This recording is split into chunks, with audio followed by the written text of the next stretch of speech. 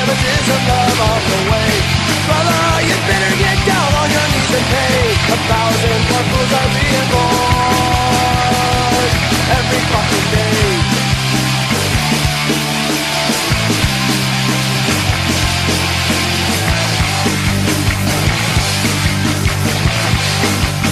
Tonight's show is brought to you by... Hey, job seekers! Are you tired of searching online job boards and never getting anywhere?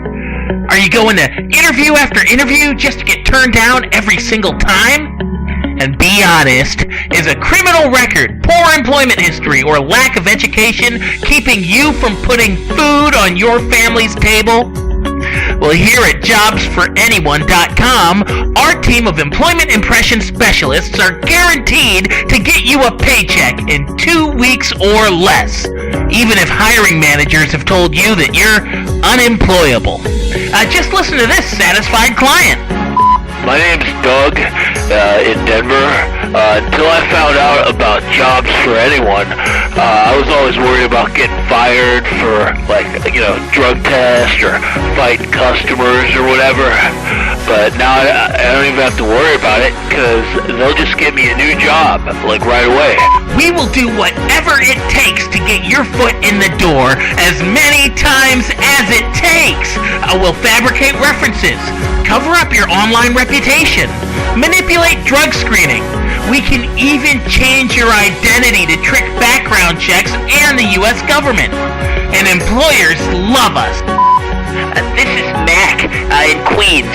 I've been using Jobs for Anyone to staff my restaurant for months. It's not always the best employees, but, I'm happy because I can pay them $3 an hour and threaten them with violence. So put on your pants and get ready to go to work, because Jobs for Anyone is ready to go to work for you. That's JOBS for anyone.com. You won't believe you're hired. Welcome to episode 45 of the War on Morons, where we speak truth to stupidity. I'm Jay. And I'm Anissa, and in case you haven't been watching the cable news propaganda outlets lately, well, good, because we've been combing the headlines for you. That's right. We filtered out everything but the most hilarious stupidity. So just like every other Monday night, we've got a big stack of unintentional comedy to serve up, and some intentional comedy as well. Tonight we've got political hypocrisy, we've got fast food fanatics, deranged criminals, perverts gone mad. I know you guys like that. And we have absolutely no irrational fear. Interesting. And, we'll get to those headlines in just a moment. But first, we do want to thank you all for tuning in. And if you like the show, we want to remind you, as always, to subscribe to our RSS feed for free at thewaronmorons.podbean.com. That way, you never miss an episode. Or if you'd rather watch our video stream, and let's face it, why wouldn't you? Follow us on YouTube, Twitch, DLive, or Facebook.com/WarOnMorons. Yep.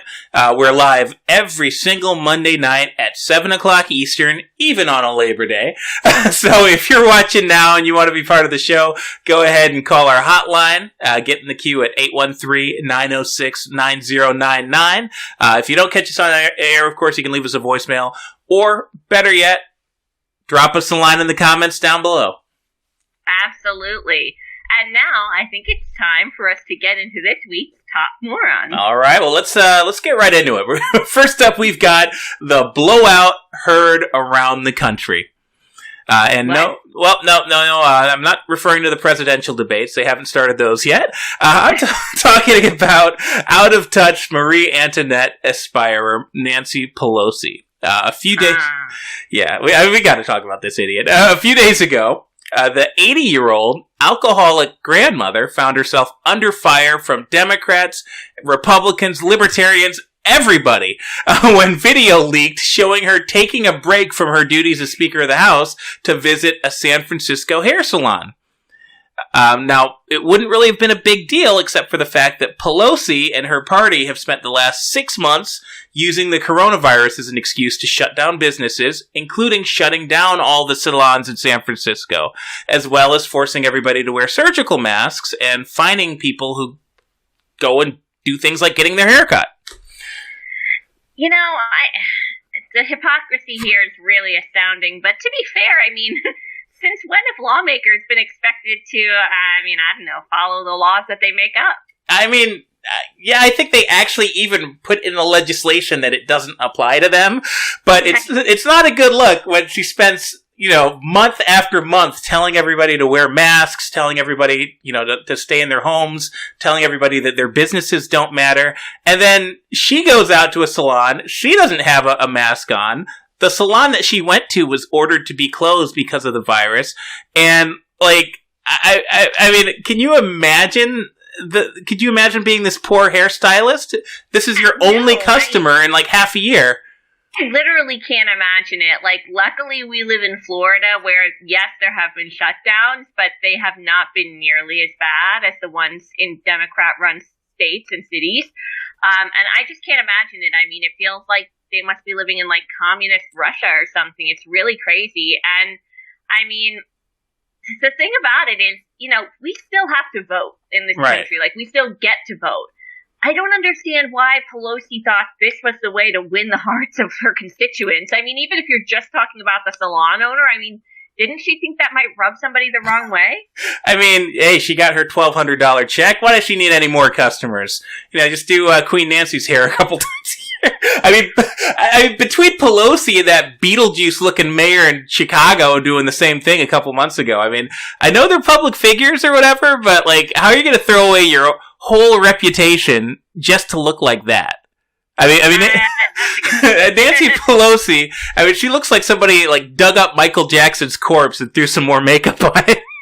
Yikes. I mean, at this point, it's her retirement is way overdue. Then she can go to the salon all she wants when she's living in the villages. I mean, because they're allowed to down here. Anyway, let's move on from that. From the Speaker of the House. Good idea. Well, Pelosi's constituents may not be huge fans after seeing that video leak, but at least they're not setting her house on fire yet. I mean, I wouldn't be surprised if it comes to that. But the same cannot be said for Portland Mayor Ted Wheeler, whose beloved gang of Antifa terrorists set fire to his apartment building on his birthday. Are you sure it wasn't an accident? There's 30, 40 candles on the thing, and these people... I saw a video the other day, they can't even throw a Molotov cocktail without setting their pants on fire. Maybe they were trying to celebrate his birthday, and they just fucked up and burned his apartment down. Unfortunately, it's nothing that hilarious. This was extremely intentional. They actually looted a black-owned business across the street. They do. Yeah, they tore up the office. They broke up the furniture looking for kindling and wood to throw on the fire, on the apartment building to get it to light. So they destroyed a whole office building to build this fire up, and then they just basically started a bonfire in his apartment building. How is there any Portland left? I mean, they've been doing this for over 100 days now. Actually, I think today might be day 100 of the Portland riots and temper tantrum, whatever you want to call it. I used to live in Portland. I lived there a long time. Downtown's not that big. I know they're not rebuilding it every morning. Yeah, they're all busy protesting and rioting. They can't get anybody to work down there right now, but yeah, it's crazy. I mean, I can't imagine how this is still going on. Although, I mean, it doesn't help that Wheeler has denied federal officers that have offered to bring law and order to his city. I mean, he might be reconsidering that now because even after one of the city citizens was murdered by these people, it appears that protecting these peaceful protesters, I mean, it really isn't enough to appease them. I mean, Yeah, I mean, it's insane. You wouldn't believe this, but Wheeler's actually he's the conservative out there. He's running for mayor right now against somebody that's actually self-proclaimed as the Antifa candidate. So they've got the liberal Democrat against Antifa. The West Coast is just its own thing, and I really can't imagine living in a state like that. Thank God for that mountain range. That's all I've got to say. Right? I mean, you know what they say. I mean, some people just want to watch the world burn. So. Yep. And speaking... Taylor got his wish. Yep. And speaking of rioters and the idiot politicians who coddle them, let's go back to the Bay Area, where we've got Contra Costa County District Attorney Diana Becton, who's actually issued a confusing list of guidelines for local law enforcement in the San Francisco suburb to follow when dealing with looters. Oh, okay. Well, I mean, that actually sounds kind of positive. I mean, they're going to start, prosecuting and arresting these folks from, burning down small businesses. No. They're not going to do any... It's the opposite. No. The DA wants police to consider factors like whether or not the looter needed the stolen goods, and whether or not breaking into somebody's store and stealing their property rectifies past wrongs. Yeah, so basically she wants them to be social justice police, I guess. I don't know. I mean, okay, by that logic, I mean, all the times that they've, arrested, men for having, an ounce of marijuana on them and locked them up for 10 years, I mean, why didn't they apply that logic then? Well, I mean that's when Kamala was in charge. No, sometimes they are willing to be strict, though. They actually charged a couple who painted... You know how, the BLM people have been painting, giant Black Lives Matter slogans in the street? Okay, so a couple went out and painted over that. I guess they didn't like the fact that, their neighborhoods were getting looted and burned down. Well, her office, the district attorney's office, has charged that couple with a hate crime. What did they cover? What did they paint over it? Well, it said Black Lives Matter, in the street, and they covered that up. Oh. Yeah. I mean, they didn't cover it up with, a racial slur, did they? Oh, I mean, they might as well have been burning crosses and burning down the black church, apparently, because now they're charged with a hate crime, and they got to deal with that. Unbelievable. I mean, it is terrifying, the kind of politics that are actually being allowed. I mean, who is voting on these policies? Who? I don't know. I like we were saying, it's a different world out there. I mean, if these Truly. politicians have made one thing abundantly clear in 2020, you can throw any kind of destructive, violent, thieving tantrum you want, as long as you're on their side. If you're not, it's lights out. Good point. Well, look. Let's move away from the West Coast for a minute here, although they do provide us with a lot of material, so we're thankful for that. Since you mentioned, tantrums and, while we're on the subject of adult babies, there's this gentleman named Damian Turner who I wanted to chat with you about, actually. He's a 28-year-old man. He's from West Virginia, so way on the other side of the country. Okay. And he's actually in the headlines because of his struggles to find work. Is he out of work because of the coal industry? Or? One might think. Well, you would think, maybe the coal industry in West Virginia, we know that's been on the decline. Coronavirus has shut down tons of businesses. Poor guy. You would think maybe, those are factors, but apparently not. That's actually not the source of his problems at all. His troubles actually stem from the fact that he's part of the adult baby diaper community. And he says that his lifestyle has caused... Hold on. The adult baby diaper community? Correct, yes. Does he have, incontinence? Or, has he got, a medical condition? No. Apparently, as a teenager, he just kind of got into the idea of wearing diapers, and he started doing it, and now he does it publicly. So he'll literally go out in public wearing, a onesie with a diaper on, or, a t-shirt and a diaper. And, he gets made fun of, but apparently that's appropriate enough that he's allowed to do that in West Virginia. I can't imagine how people in West Virginia must feel about seeing a grown man walk around in a diaper. Well, maybe they just figure he's inbred or something. Yikes. I mean, it definitely causes problems with his job. They don't like him wearing diapers at work. They don't like him acting childish. Apparently he enjoys acting like a baby, too. Jesus Christ. So this guy's trying to do, regular jobs, and he's out there looking like Baby Huey. What is wrong with people these days? I mean, honestly, he should just... You remember last week we had that chick that thought she's a dog? And she what was that? She was on OnlyFans? Yes. Why doesn't this adult baby man just go on OnlyFans?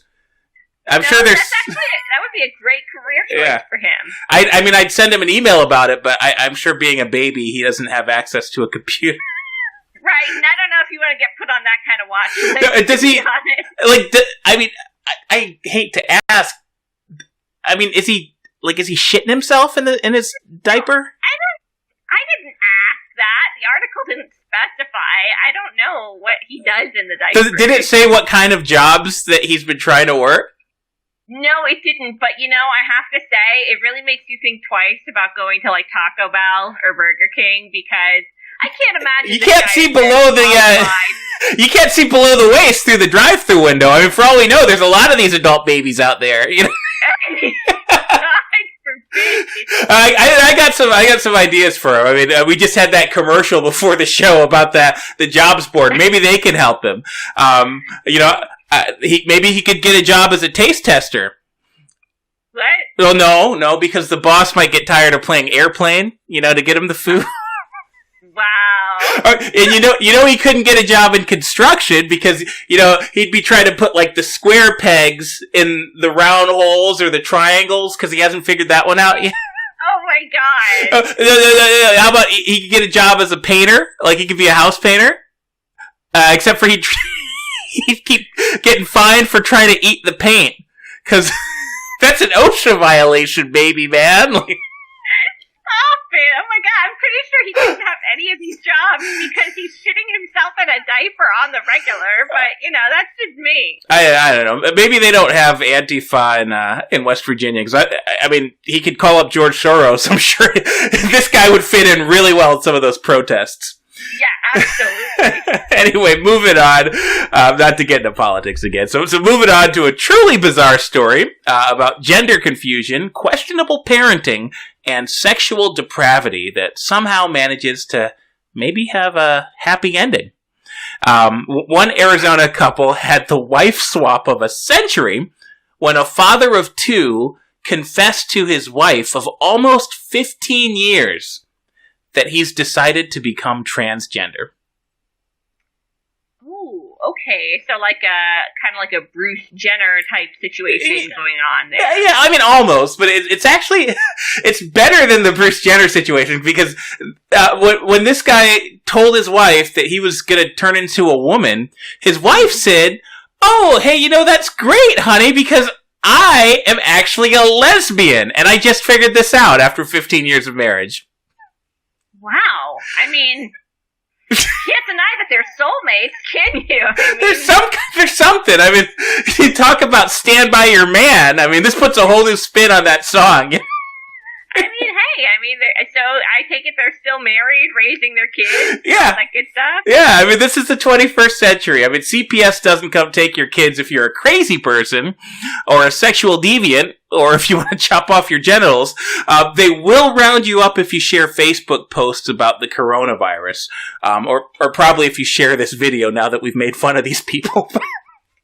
Yikes. I mean, honestly, I have a lot of problems with CPS, but I mean, this doesn't sound too bad. I mean, I mean, it's going to be weird for the kids. They're like preteens. I mean, can you imagine? I mean, a lot of things that parents do are weird to kids. I mean, who wasn't majorly embarrassed by their parents as teenagers? At this point, it might even be cool. I mean, the kids nowadays are really down with this stuff, so maybe it's like a bragging point.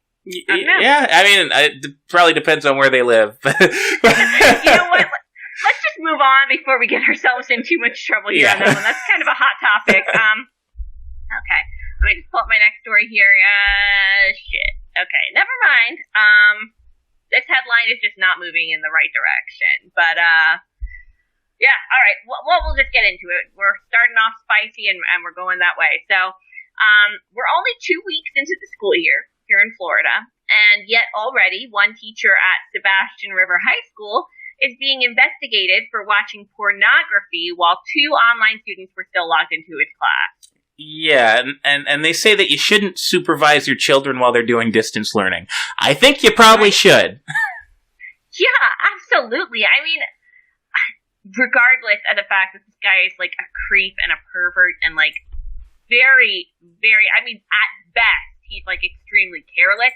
I have a big question. I mean, who the hell could be possessed? I mean, what on earth could possibly have taken hold of this man to be so desperate for a wank that mere minutes after finishing his workday, he's compelled to pull up pornography while still on his work computer? I mean, Jesus, man, can you, like, chill out with a glass of wine first? I wouldn't even be surprised if it was in the middle of the day, you know, like, like, you know how when you're in school, you know, the bell rings and they give you, like, 2 or 3 minutes to get from one class to the other one? Right. I'm sure they do that now with as complicated as, like, getting a kid to go on Zoom is. This motherfucker was like, he heard the bell, class was dismissed, and he's like, all right, cool, I got 3 minutes. I mean, that's very concerning. Like, if you're, like, talking to children, and then the first thing you do, as soon as, like, you're not talking to children anymore, it's like, oh, yeah, that got me fired up. Like, you're probably a pedophile. Yeah, this guy, and God, I mean, I can't even imagine, like, we were joking about the drive-through window, and you can't see below the waist, but who the hell knows what this guy's doing while he's on the Zoom call with these kids? Yeah, that's a really good point. Oh my God, we're going a little bit off the rails here. Oh, well, luckily we're getting a call. Okay, all right. Well, let's pick it up and see what's going on. Yeah, it looks like a California number 831. I'll pick it up. All right, caller, you are on the air with the War on Morons. Go ahead and state your name and where you're calling from. Hi, this is Pam from Santa Cruz. I'm a 3-time Educator of the Year award out here. Pam, yeah, we know who you are. We don't like you. I don't think you remember, but you tried to take over our show one time. I really don't understand why you're still calling in. Well, that wasn't me. That was the network. I mean, I was just providing an opposing viewpoint. I thought you two believed in democracy. I mean, when it comes from you, it's not exactly democracy. Anyway, I'm assuming you're calling in because you're just talking about teachers. Let me guess. You've got some insights about these Zoom calls? Well, yes. I mean, we're doing tele-teaching here in Santa Cruz, and, I just had to call in and say, the teachers nowadays, we've been very impacted. We're having to work harder, be creative working on Zoom and make ends meet. And, I of course, this gentleman, this teacher should not have had students on the call when he did what he was doing. But, we have to support our sex workers. And, he made a mistake while he was doing his side hustle, and I think there should be some grace and some understanding for that. Okay, hold on. You lost me already. This guy was just looking at porn. He was looking at porn sites and jerking off while he still had an open Zoom meeting. And you're saying... You don't know that. He might have had the Zoom meeting open by accident. I mean, plenty of people are making good livings on OnlyFans nowadays, and we have to respect that. We have to support that. We have to support that. So while we're teaching children, we have to be pulling up pornography. Well, no. I mean, don't twist my words, okay? I'm not saying that the children should be involved, but teachers and sex workers have a lot in common, and, we have to support them however we can. I mean, one way to do that is by removing judgment and removing the stigma that a lot of our young people are growing up being taught to exhibit. So, I'm doing my part. I'm teaching 3rd grade math, and God, please don't tell me that you're showing your children this kind of stuff. Oh, no. I mean, please don't assume that I'm doing something inappropriate. I would never. I mean, I'm very cautious. When my Zoom conference is open, it's all age appropriate. But, what I do, is to help is, we'll do like word problems. And so, I'll come up with word problems that are sex positive, sex worker positive. What the did you say you're teaching third grade math? How does third grade math have anything to do with sex workers? Well, it's easy. I mean, all you have to do is be a little creative, a little open-minded. Here, I'll give you an example. If Claire works as a sex worker, and every night she makes $100 per John, how much money can she make in an 8-hour shift? This is one of your math problems for children. Right. Well, I do give them some parameters. I tell her it usually takes about 30 minutes per John. And sometimes she has to subtract $100 a night for heroin because, sex work is extremely demanding and stressful.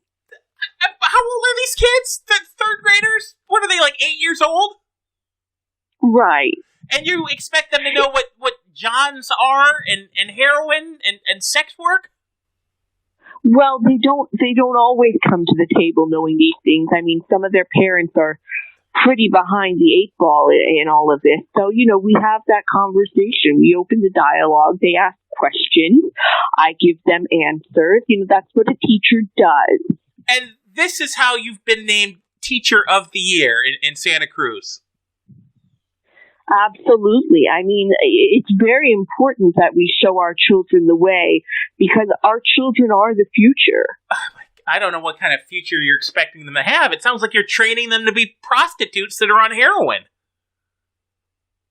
Well, I wouldn't go that far. I mean, I'm just training them to be supportive of people who choose that very valid lifestyle. I mean, wouldn't you support them if that's what they grew up wanting to do? I mean, that is a valid choice. Pam, I kind of think we already do support them. That's where our taxes go to paying for their frickin' health care and paying to keep them in jail for the majority of their lives. So it's a good job. Well, we could do a lot better on the health care. I'll tell you that right now. I mean, now that you've got me on the topic, I have a lot to say about that, and, let's get into it. I, as curious as I am, I think we've had enough of your insight for the rest of the year. But at least for tonight, Pam, please just find another job. Stop teaching these kids. Well, regardless, I have to get back on this Zoom conference anyways. Goodbye. Okay, I don't know what the hell's... Christ! Like, what is wrong with her? I don't understand how she's still allowed to teach. I mean, I know she's in California, but god damn! She's been Teacher of the Year out there, like 3 times or something? Terrifying. I mean, it's absolutely terrifying. Either way, how about a palate cleanser? Yes, please. All right, I'm going to pull up Vinny's commercial. We got to play it anyway. All right, we'll be back in 1 minute. It's me! It's Vinny V, baby! And if that name rings a bell, it's because I've been the premier handicapper at every sports book in Vegas since 1988! And now, I'm taking my talents to podcasting every week on Vegas Victories with Vinny V and Ray Ray Robinson. If you're tired of being bored into a coma by that sanitized plop on ESPN Radio and Fox Sports, and if you want to get your sports news and commentary from a bigoted, foul-mouthed pervert instead, come on, Vinny. I mean, nobody want to hear that foul-mouthed pervert mess, man. Do it over. Rewind it. Shut up, Ray Ray. It's called a niche. I mean, we're not exactly going for the Mike and Mike in the morning crowd. Anyway, tune in every Friday night at 7:30 Eastern, exclusively on Anchor.fm/Vegas Victories.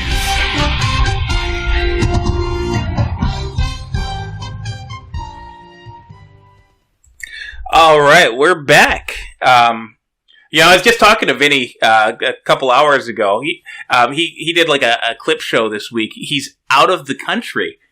He took the Labor Day holiday. I don't know how he was able to get out of the country. Maybe the lifted quarantine, but he says he's got some really crazy stories for us. And apparently Ray's out of rehab, so should be an interesting show next Friday. Nice. Anyway, the first segment today, I felt it was a little heavy. A lot of politics, a lot of like kind of disturbing stories. What do you say we do something light? Yeah, that sounds awesome. Let's move to something more fun. All right, so let's play our favorite game, Florida or the Field. Of course, if you've watched our last month of shows or so, you know about this game. Basically, we trade off stories. We read some headlines that are completely insane, and we challenge ourselves to guess whether it happened here in Florida or anywhere else. Absolutely. And for everybody watching at home right now, feel free to play along down below in the chat. Let us know what you think. Are these morons from the Sunshine State or anywhere else under the sun? And remember, it doesn't matter who gets the most right. It matters who has the best stories. So vote for me. Down below in the chat, vote for me. Oh, come on. Well, I mean, you always get more right than me. I'm trying to win. Anyway, I'll start. All right, so first headline, woman accused of attacking father due to his relentless farting. What? Yeah, so a 40-year-old woman was arrested last Sunday for reporting... 40 years old? Yep, 40 years old. A lot of people out there, they're living with their parents. Apparently she does as well. And she got arrested because she attacked her father, who wouldn't stop passing gas. The woman who made a stink about his relentless farting punched him in the face several times, according to the sheriff's office. Yeah, no, it's actually pretty disturbing. The guy ended up, he got a bloodied left eye. He got scratches all over his neck. She ended up getting charged with domestic battery, and rightfully so. Yeah. But, yeah. Oh my God. Yeah. I can't believe she's 40 years old and doing this. I mean, he must be elderly by now. I mean, sure, it sounds really unpleasant, but a lot of things that old people do are really unpleasant. I mean, doesn't she have like another room she can go to? I mean, she has to resort to like knocking him stone cold out. How many times am I going to teach you this lesson, old man? Like, does he even stop farting when he becomes unconscious? Like, I would think that process would just continue. No, then he just shits his pants. Right, I mean, I don't understand why this was the best solution she could come up with, but I guess that's why she's on our show, so. Quarantine is not faring kindly for a lot of people, so.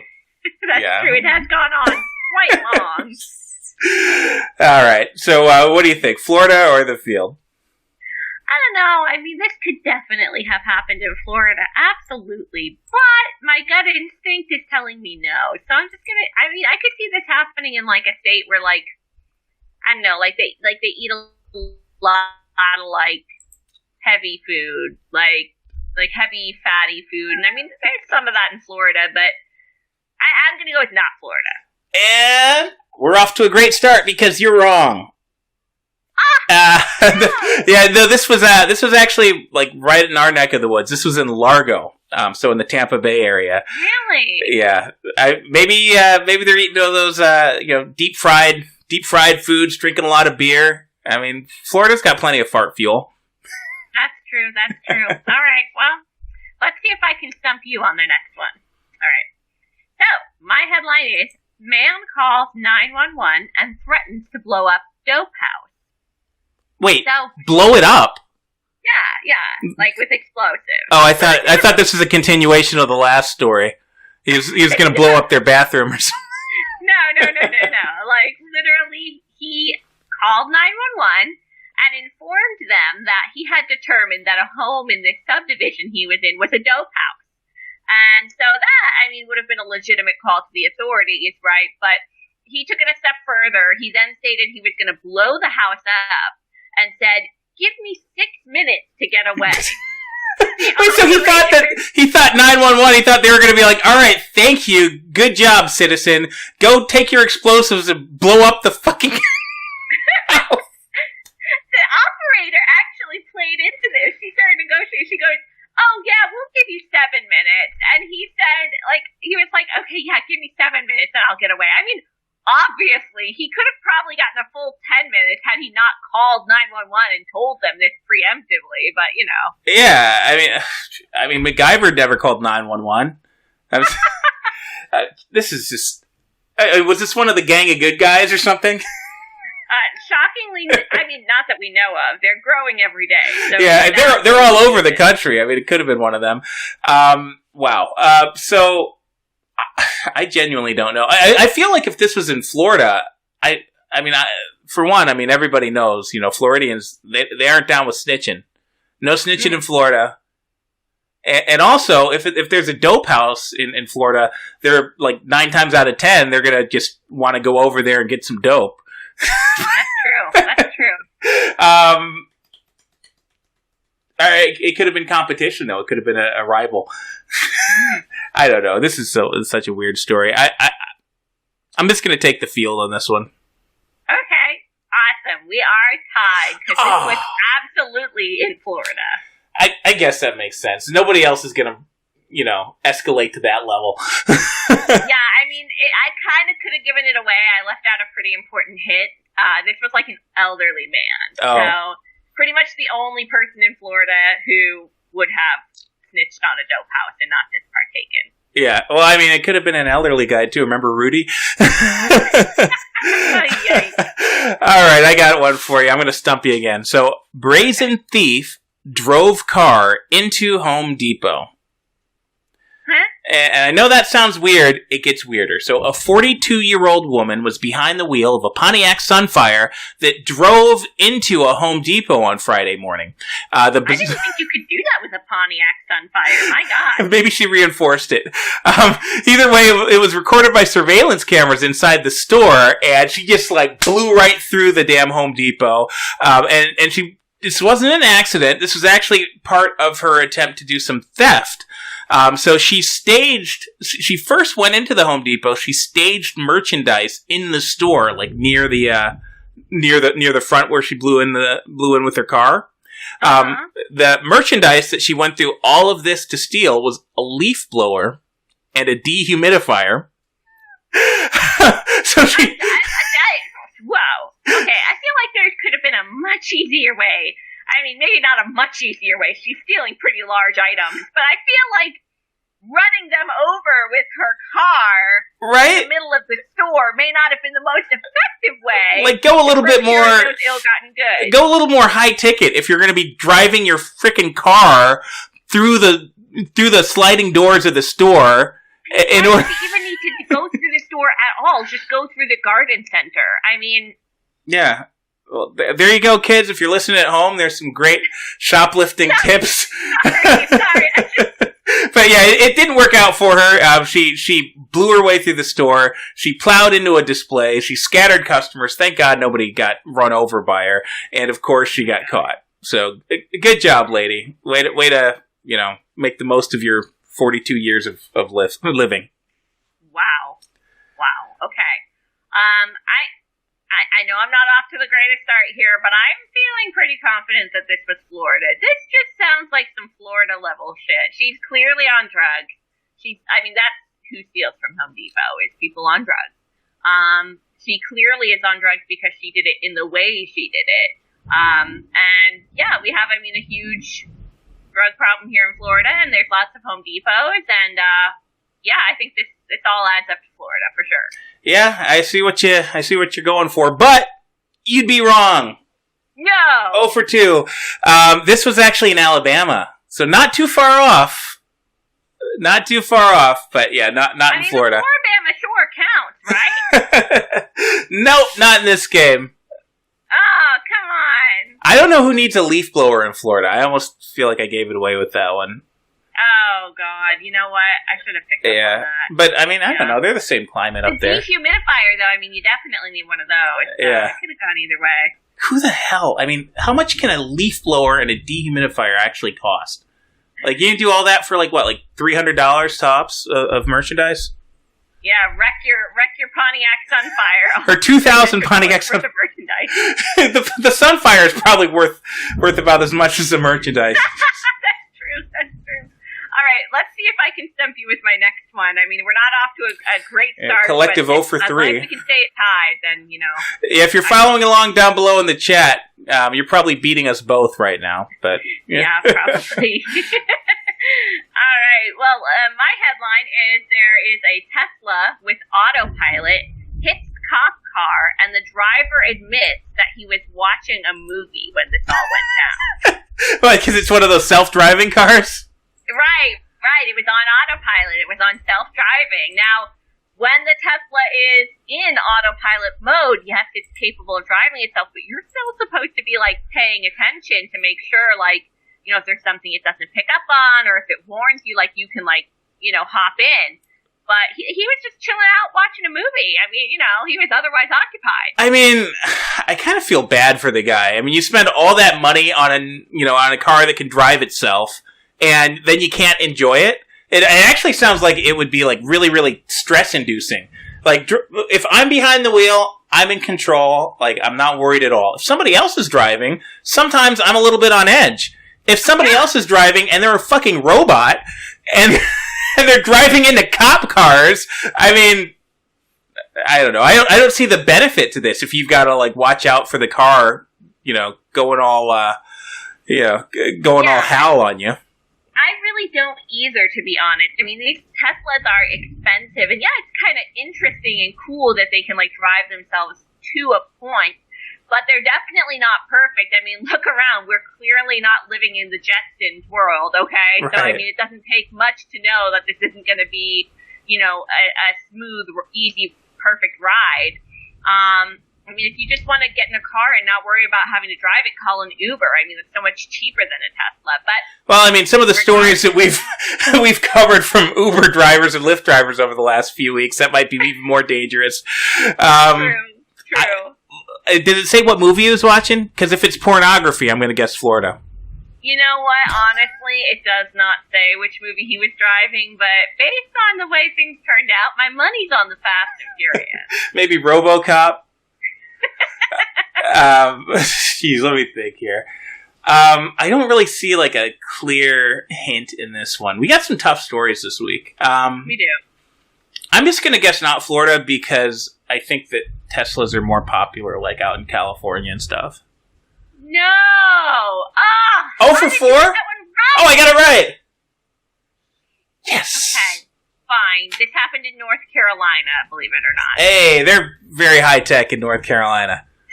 Yeah, the Research Triangle. They got their Teslas up and going. Yeah, there you go. I was thinking more banjo plucking. Silicon Valley. Yeah. All right, hey, I'll take it. So, all right, so a collective 1 out of 4, but we've got one more each. We can actually go 500, and if we do, I'll still win. All right, so here we go. My last headline for you. Man attacks Uber driver. So speaking of Uber drivers, man attacks Uber driver with a knife, tries stealing his truck, but he couldn't drive it.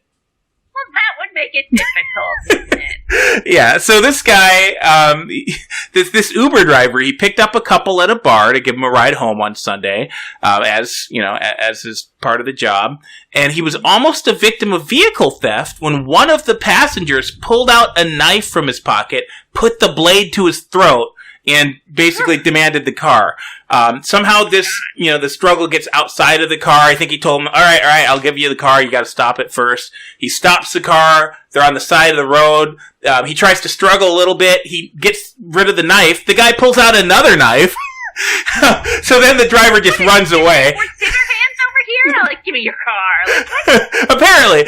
So once the guy pulled out a second knife, the driver stopped trying to defend his property. He just, he ran away. And then this genius thief, he sits down in the vehicle and he can't even figure out how to start the car. Shucks. Yeah, so he just ran away from the car. Eventually the driver figured it out. He came back to it himself and he got the guy arrested.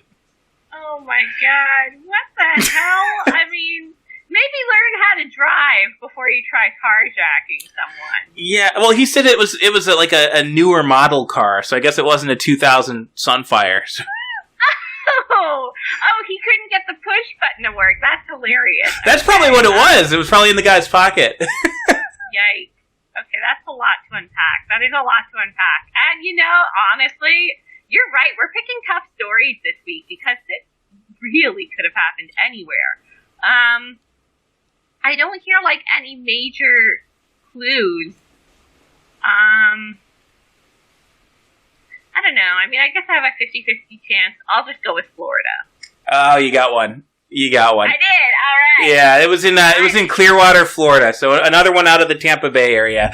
That's terrifying. I mean, I see plenty of people around here that can't drive. I wish they didn't know how to start their own cars.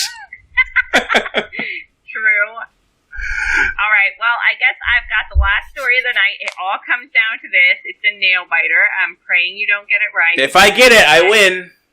I don't want you to have those bragging rights. Okay, here we go. FBI is investigating a pilot's report of a guy in a jetpack flying 3,000 feet in the air near planes at an airport. In a jetpack? In a jetpack. Like the fucking Rocketeer? Yes, it's two commercial planes radioed into the control tower about this dude in a jetpack. He was flying about 3,000 feet up and was estimated to be only 300 yards from the pilot's window. So he was like, this dude is right over there. Right over there. When did this technology come out? I didn't know that this was possible.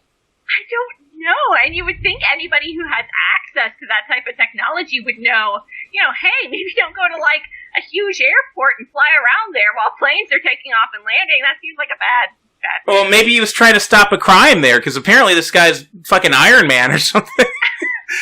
Yikes. I mean, and the weirdest part of this is that they have not been able to track him down at all. The FAA investigated, local police investigated, the FBI has now been called in to try to find this dude, but so far it seems like he just, jettisoned away into the night. So they didn't even catch him. This is amazing.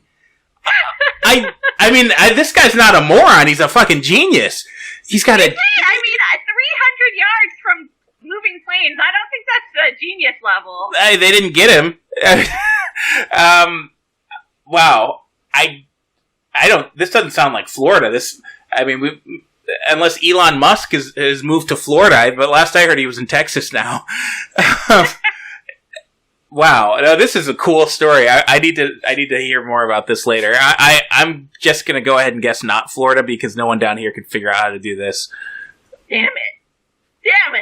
Why are you right again? Ugh. I win. I win. Yes, I never win, and now I've glorious victory. Oh God. Boy, we could wrap the whole show right now. Actually, we're getting a call on the hotline. I took the last one, and it was weird. This is another California area code, so you go ahead and take this one. Fine. All right, caller. Area code 408. You're on the air. Tell us your name and where you're calling from. Thanks, Penelope.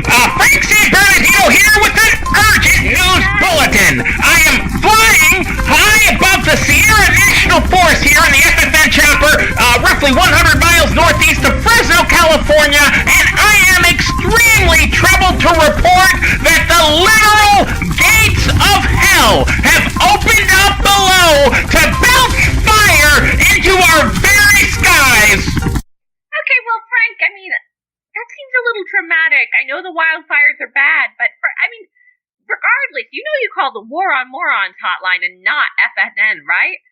Correct, Penelope.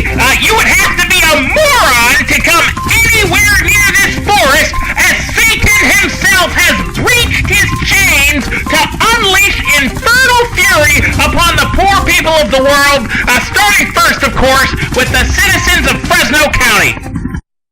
What? I mean, first of all, Frank, this is not Penelope, obviously. And if you're reporting on a forest fire, for God's sake, can you just say so? Stop fear-mongering people. I'm sure it's bad enough. Cool it with the biblical hyperbole and stuff. It's enough. Absolutely right!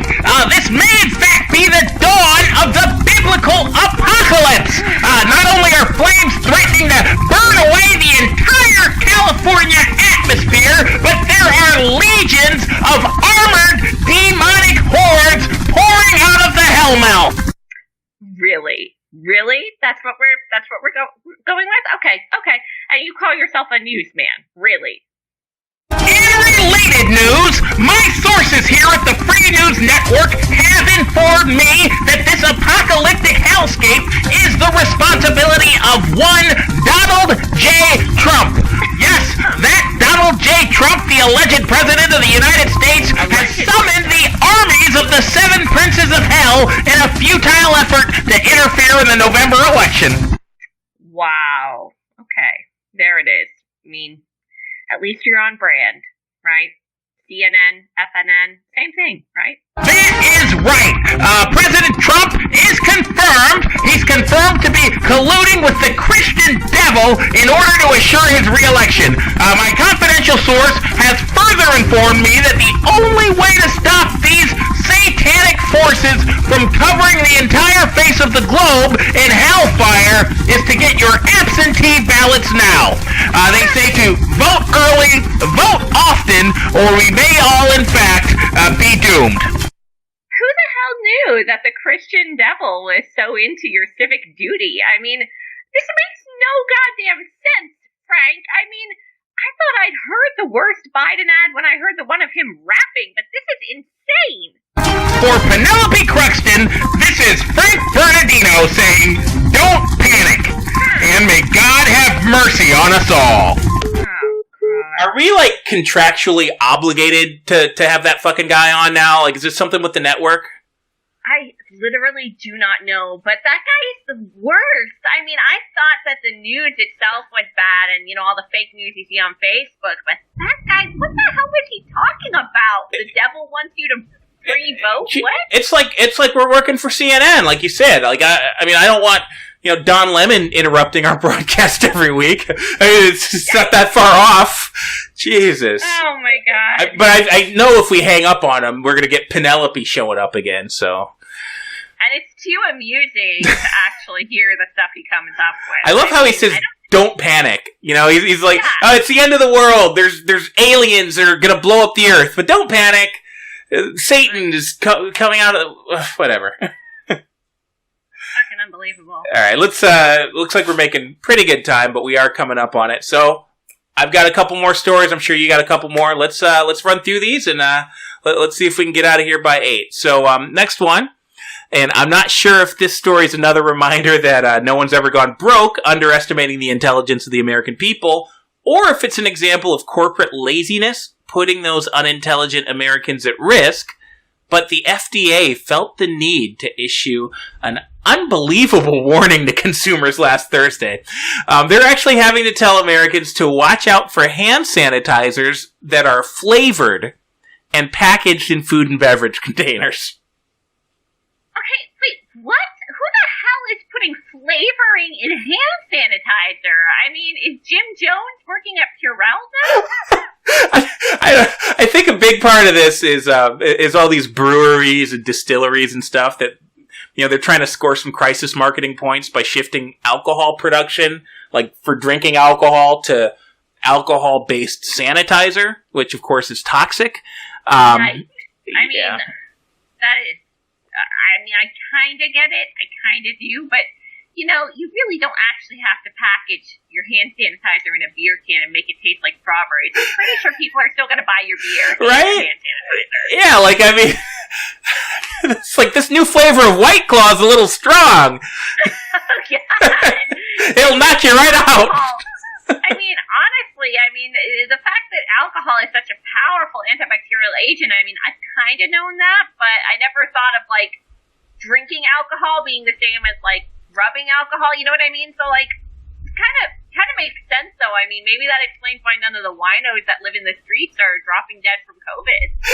Better yet, that might actually explain why Nancy Pelosi doesn't feel the need to wear a mask. Oh, shit. On account of being a fucking alcoholic. Yes, we got it. All right, well, look, speaking of things you definitely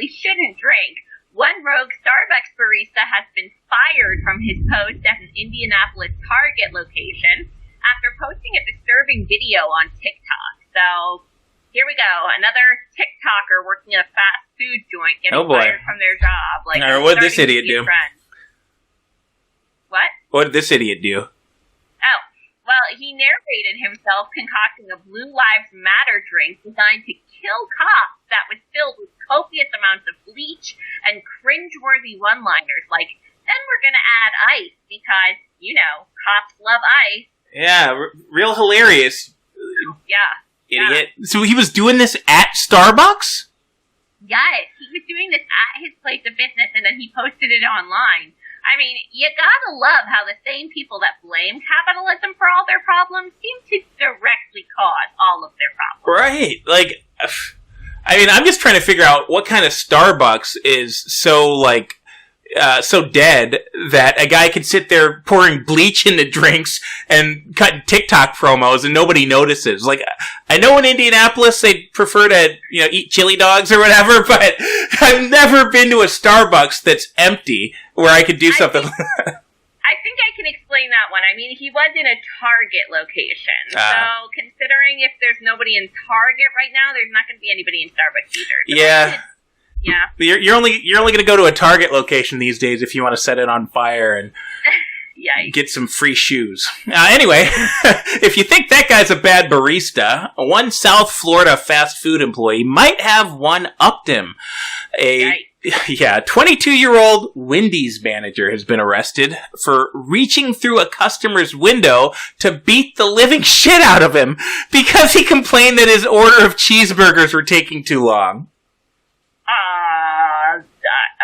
Whoa, I mean, I gotta say, that shit never happened when Dave Thomas was alive. Right? Like, he wouldn't have put up with it. No, I mean, this is insane. So she punched him multiple times in the face. She scratched up his face, neck, and chest. She broke his $500 Miami Dolphins gold chain. And the picture's starting to become a bit more clear now. Yeah. Because I was picturing a guy who, like, said to the woman at the window, like, hey, excuse me, like, I'm sorry to complain, but, like, it really seems to be taking a long time. Like, how soon can I get my cheeseburgers? But based on that description, I'm thinking that's not how that conversation. With my fucking hamburger, you heard me? No, but anyway, it did work out for this dude.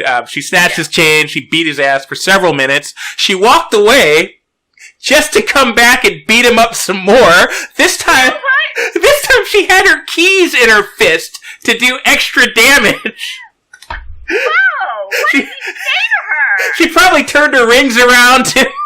I mean, talk about how many times does she have to teach you this lesson, impatient-ass customer? It's like a Bizarro version. It's the South Florida version of that scene from Falling Down. You know, yes, with Michael Douglas, like, I thought the customer was always right. She's like, guess again, motherfucker. I know that's right. So yeah, think twice. Think twice next time you give lip to your fast food service. Well, look, while we're on the topic of fast food insanity, I've got another story along that same vein. So, in a move nobody saw coming or even really asked for, KFC has dropped their finger-licking good slogan in a response to the coronavirus pandemic. What the hell does that have to do with coronavirus? Oh, well, I mean, I guess they were concerned that people might lick their coronavirus-laden fingers and, like, catch, like, a disease or something. From themselves? Apparently. Are they thinking that they're gonna, like, maybe I've gotten it wrong all these years that I've heard KFC commercials. Maybe they're saying their chicken's so good that you're gonna lick other people's fingers. like you get done eating your double down sandwich and you lick your own fingers. Of course you gotta get that grease. And then you're just, you're looking around the restaurant like the fucking Terminator. You see somebody finishing up his 2-piece and you're just like, give me your hands! Give me your hands! I need to lick your fingers! I need to taste that chicken! I need that spice mix! Horrifying. I mean, honestly, it seems that their marketing department at KFC just has far too much time on their hands if they think this is the stuff they need to be working on. I mean, I know everybody's working from home, but it seems like despite spending hours in daily meditation, Zoom meetings, and carefully curating their personal LinkedIn brands, they still had enough time and brain power to come up with this genius PR move. Yeah, though the best part is, I saw this article too. My favorite part is they didn't replace the slogan. They didn't actually even completely take it out. It still says finger licking good, except for now it's blurred out, like it's censored. Oh, come on. So, like, when you're looking at it, you're, like, trying to figure out, what does that say? Like, fucking, motherfucking good? Like, I mean, it might as well. It's all censored.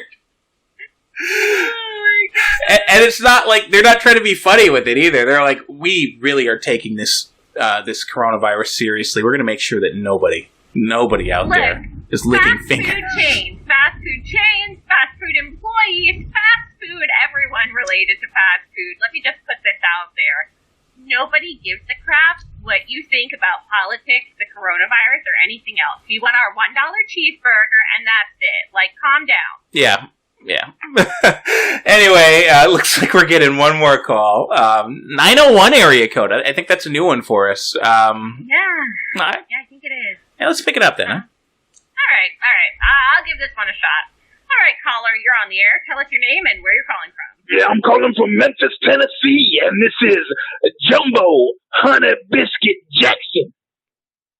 Honey Biscuit Jackson, huh? The one and only.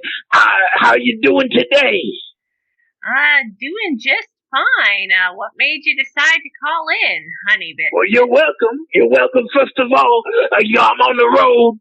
I'm on the road getting ready to do my show tonight. I listened to Morons, and I said, I'll talk to you all right. Cool. Okay. Awesome. Yeah, of course you know who I am, right?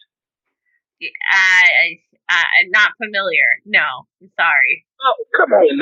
No, I'm the one and only bluesman, the world famous bluesman, Jumbo Honey Biscuit Jackson. You know, I've been doing this thing for a long time, and you just happen to mention something that is very close to my heart. So I wanted to call up and talk to you tonight. Really? Okay. Well, what touched you? What made you decide to call in? Kentucky Fried Chicken. You know, I love Kentucky Fried. That's my favorite meal, whether I'm on the road or whether I'm home in Memphis. Yeah, you know, I just absolutely love. That's Lord's chicken. That is God's chicken. Wow. Okay. Wow. So you're a fan of KFC. I'm the one and only Honey Biscuit loves KFC. And if I could eat KFC for breakfast, I would.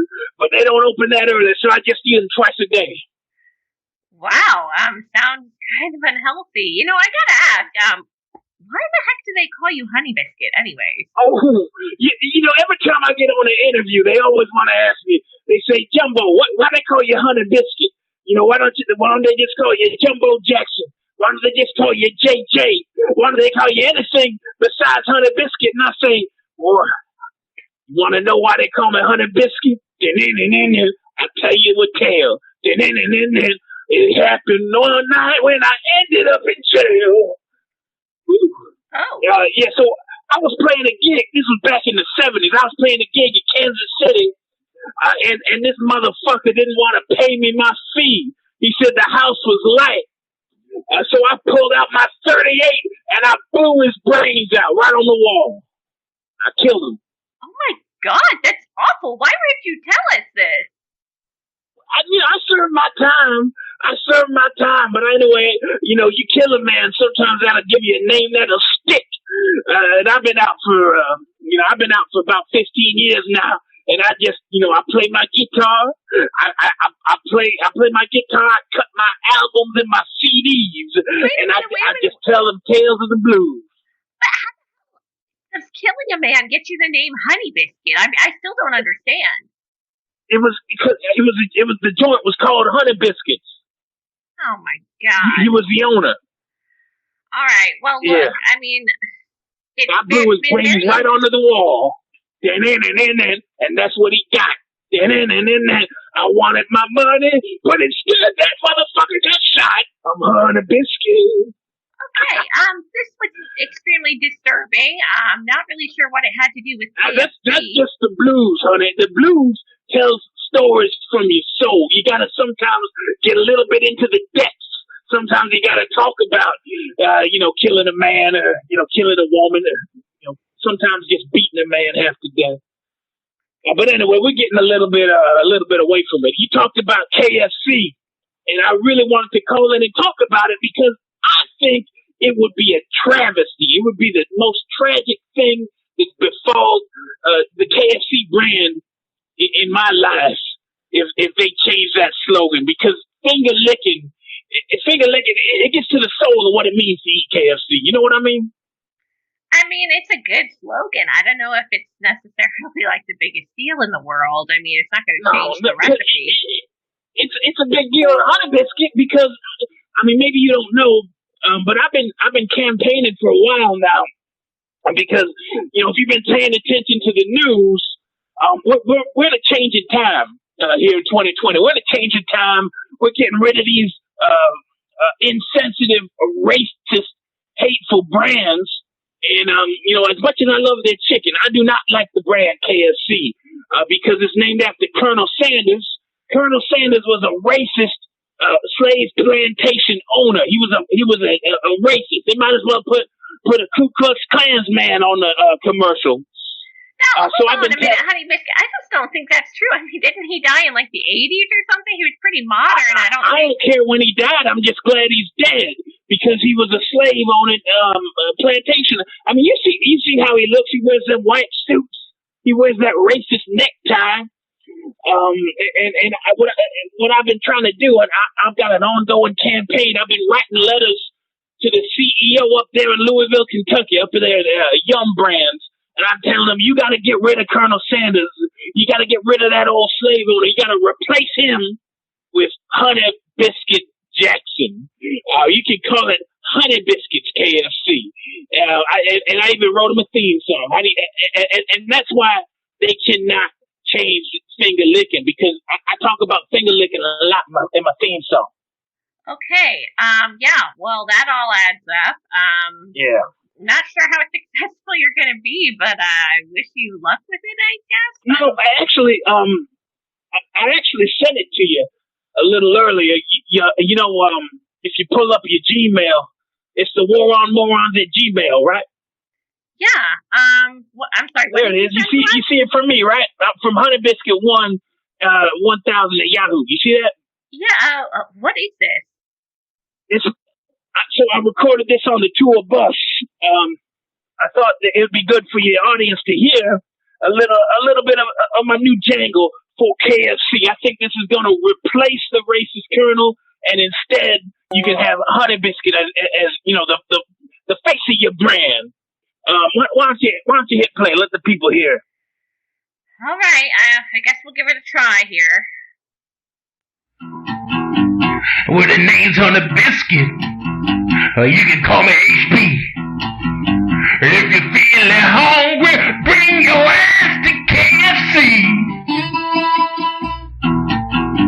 From the day I was born, I've been hungry for chicken. It's got a bit of a ring to it, I guess. Go to KFC because I find it finger licking. All right. What do you think? That's just the first verse. I've got some more, but what do you think? I mean, you can see that in a commercial. Instead of the racist Colonel Sanders, how about they can have me in there plucking my guitar? I mean, yeah. I mean, it's not the worst thing I've ever heard. I don't know that they're going to rebrand their whole chain. No, I don't know if you heard. I go to KFC because I find it finger licking. Now, right. if they say that you can't say finger licking, and I don't care if it's because of the virus or what, if they say you can't say finger licking, I mean, the verse doesn't make any sense. You see what I mean? Yeah, I see where the trouble lies. Yeah, for sure. Hey, there's another MP3 there. It's got some more of the song, and it really gets to the heart of the finger licking. Go ahead and play the second part. Well, Honey Biscuit, I'd love to, but we're really coming up on time here. You got it. My name Honey Biscuit. And that's what they call me. I'll get in my Cadillac car and drive down to Florida if you cross me. Well, I got my 38 special. Honey, And I don't want to use it again. You understand what I'm saying? That's real nice, calling up and threatening us, like, to do. Well, why don't you play the MP3? It's only about 30 seconds long. Fine. I ain't asking a lot here. I just don't want to have to kill again. Well, you're not really asking, but fine. That's right. Hit play. You'll be licking your fingers. I'll be licking your toes. You'll be licking your napkins. I'll be sucking your chicken bones.